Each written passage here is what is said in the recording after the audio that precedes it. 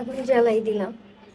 এখন এই বইটা যদি আমি পুরাই দেয়, আগুন জ্বলছে, বাতাস হচ্ছে। এখন আমি যদি এই বইটা আগুনে দেই, না, আমি বই পোড়াচ্ছি না, কিন্তু যদি আগুনে দিয়ে ফেলি তখন কি হবে? তো অ্যাকচুয়ালি বই পুড়ে যায়, বই পুড়ে যাওয়ার পরে দেখা যায় যে কিছু সংখ্যক ছাই থেকে গেছে, তাই না? ছাই থেকে গেছে, আমরা দেখতে থাকি যে দেখলাম একটু আগে যে আগুন যখন পুড়লো, পুড়ে পুড়ে এক অংশ ছাই হয়ে যাচ্ছে আর এক অংশ হচ্ছে ধোঁয়া হয়ে উড়ে যাচ্ছে। এখন কথা হচ্ছে, আমরা যদি সম্পূর্ণটা পোড়ানোর পরে যে ছাইটুকু, এই ছাইটুকু যদি পরিমাপ করি তাহলে কি আমাদের ইন্টিয়ার যে বইটা ছিল তার ভরের সমান হবে? কখনোই না। এখন এটা সায়েন্টিফিক্যালি ব্যাখ্যাটা কি? যে আমরা জানি বই তৈরি হয় কাগজ দিয়ে, আর কাগজ তৈরি হয় সেলুলোজ দিয়ে। আমরা জানি যে সেলুলোজের সংকেত হচ্ছে C6H10O5, মানে এর মধ্যে কার্বন আছে, তোমার হাইড্রোজেন আছে, অক্সিজেন আছে। আর এটা যেহেতু বিগ প্রসেস, সো এটা একটা পলিমার বিক্রিয়া। তো এখন কথা হচ্ছে, এই ভরটা সমান থাকে না কেন? এটার ভরটা যে নাই হয়ে যায় এমন না। এটা হচ্ছে একটা ভর সংরক্ষণের সূত্রের সাথে ব্যাখ্যা করা যায়। কিভাবে?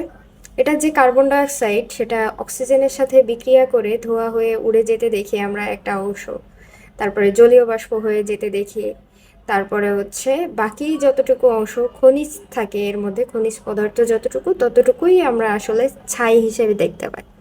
এটা হচ্ছে সায়েন্টিফিক্যালি ব্যাখ্যা যে একটা বই সম্পূর্ণ অবস্থায়, অর্থাৎ ভালো অবস্থায় তার যে ভরটা থাকে, সেই ভর, বইটাকে আমরা যদি পুড়িয়ে ফেলি তাহলে তার ভরটা সমান থাকে না, তাই না? আরেকটা কথা হচ্ছে, এখন আসি আমরা বাস্তবমুখী এক্সাম্পল, এই বই পড়ানো দিয়ে যে আমরা কিভাবে ব্যাখ্যা করতে পারি।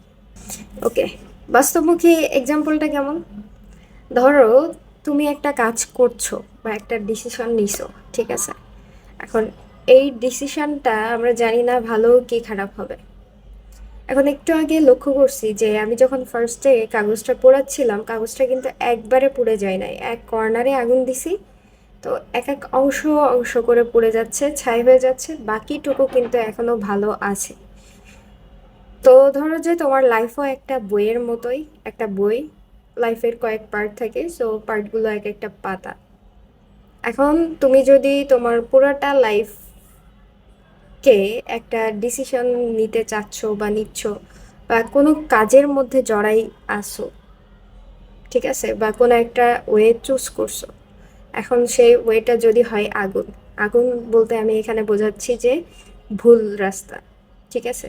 তাহলে ভুল রাস্তা যদি হয়, সেটা কিন্তু ফিরে আসার একটা নির্দিষ্ট সময় থাকে। কোন সময় পর্যন্ত? যতটুকু না পর্যন্ত সম্পূর্ণ বইটা একদম এক মাথা থেকে শুরু করে অন্য মাথা পর্যন্ত সবগুলা পেজ পড়ে পুড়ে না যায়, পুড়ে ছাই না হয়ে যায়, ততদিন পর্যন্ত ফিরে আসার সময় থাকে।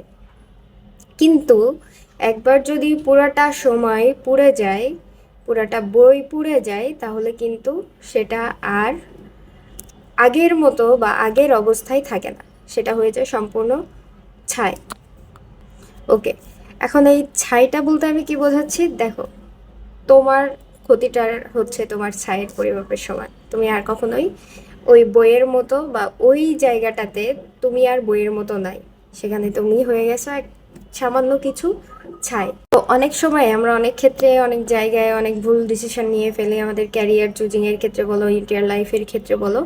তো ততক্ষণ পর্যন্ত আমাদের সঠিক রাস্তা থাকে বা ফিরে আসার সময় থাকে, যতক্ষণ পর্যন্ত না সেটা আমাদের মানে সম্পূর্ণ এফোর্টটা ছাই হয়ে যায়, ঠিক আছে? তো আমি জানি না আমি যা বলছি তা কতজন কিভাবে বুঝবে। আরেকটা ব্যাপার হচ্ছে যে আহ, সোনা পুড়ে আরো বেশি খাঁটি হয়, তাই তো? কিন্তু ভুল জায়গাতে না। আগুনে পুড়লে আহ, খুব বেশি মানে সবকিছুই যে খাঁটি হবে এমন কিছু না, অনেক সময় ছাইও হয়ে যায়, ঠিক আছে? আর সব ছাই কিন্তু আহ, কি বলে, পুরাইয়া দেখো ছাই, পেলেও পাইতে পারো অমূল্য রতন। তো সব ছাই কিন্তু অমূল্য রতন খুঁজে পাওয়া যায় না। যে ছায়ে অমূল্য রতন পাওয়া যায়, সে ছাইটা কিন্তু আলাদাভাবেই তৈরি হয়, ঠিক আছে? So be careful with you and your decision and your life. It's your life, আল্লাহ তাআলা তোমাকেই দিছে, so it's your life, live it, alive your self. Okay, এই পর্যন্তই। টাটা, আসসালামু আলাইকুম।